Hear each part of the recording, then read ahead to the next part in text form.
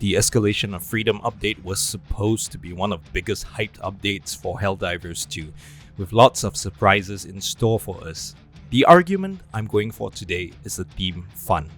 Most gamers are simple. If something is fun, we'll play it. If something in the game is fun, we'll use it.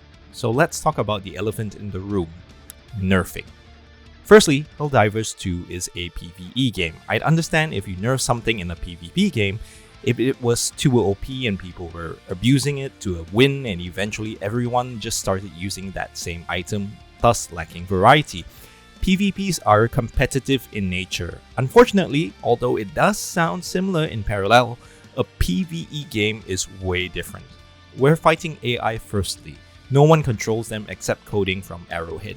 And with the recent buffs to the number of enemies, new types, Arrowhead basically has nerfed not only the Flamethrower and the incendiary shotgun, but they nerfed the fun out of the game. I loved using the Flamethrower and the shotgun because they worked against bugs. Heck, even sometimes for fun, against the bots, cause why not? Who doesn't love throwing flames on the ground and watching bugs get crisply burnt, or using it on chargers? Arrowhead has said that they tweaked the Flamethrower to be more realistic, if you could see my eye roll right now. Flames bounce off armor instead of slowly burning them to a crisp. Ironic when we fight 20-foot bugs that spew acid and turn invisible at times.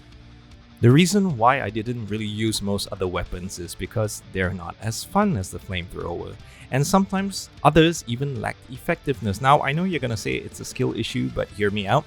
Arrowhead should look at that data instead of the weapons which are unpopular. Again, remember they have buffed in away enemies by introducing new challenges, but nerfed popular weapons and their effectiveness.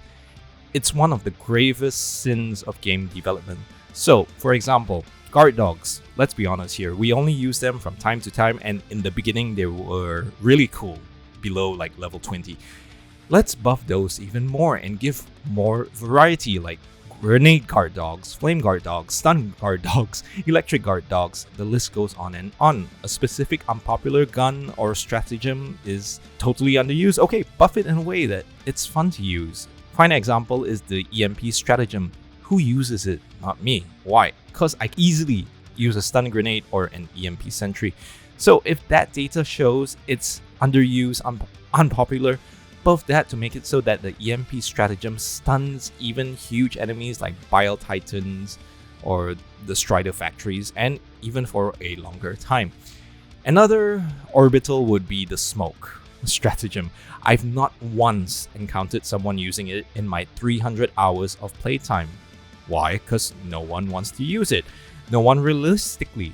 Buff that instead of nerfing something which is highly used like the Flamethrower and the shotgun.